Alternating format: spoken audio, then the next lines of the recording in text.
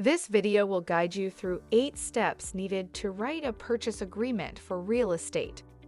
Real estate purchase and sale agreements are a widely requested project on the Contracts Council platform, given the number of real estate transactions that happen annually.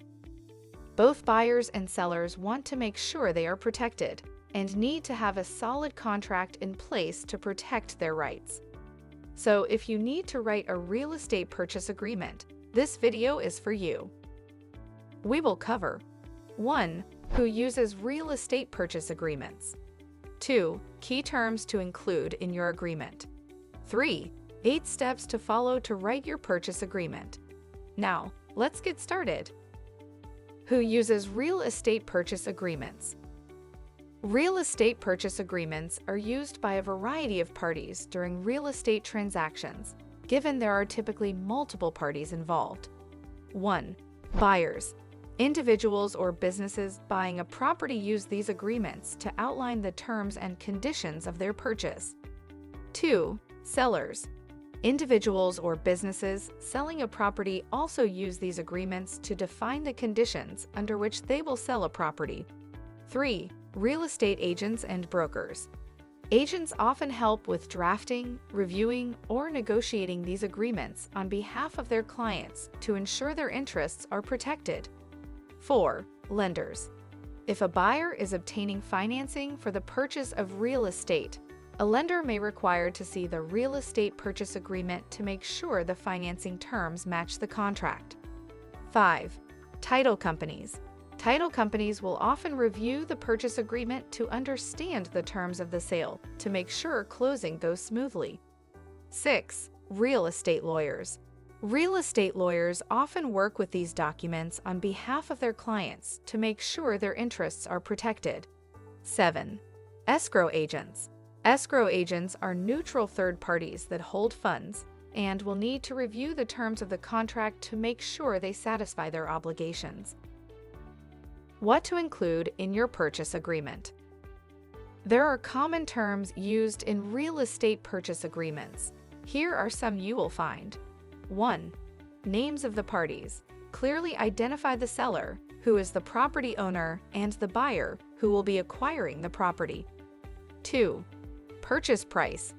This section states the agreed-upon purchase price of the property. 3. Earnest money deposit. This describes the amount of money needed upfront by the buyer, where it is held, and the terms under which it can be returned or forfeited. 4. Description of the property. This states the address of the property, as well as any other identifiers. 5. Inspection period. Specify a duration during which the buyer or their representatives can inspect the property. 6. Contingencies.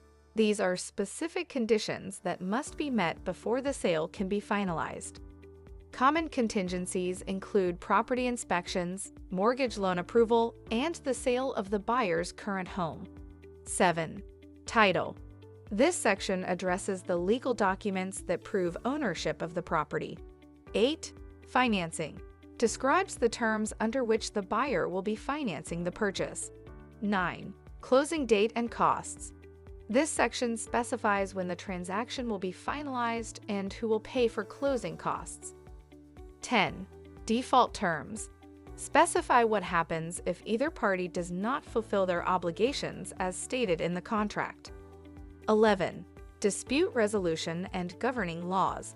This outlines the procedure on how the parties can handle a dispute and what state laws will be used to interpret the contract.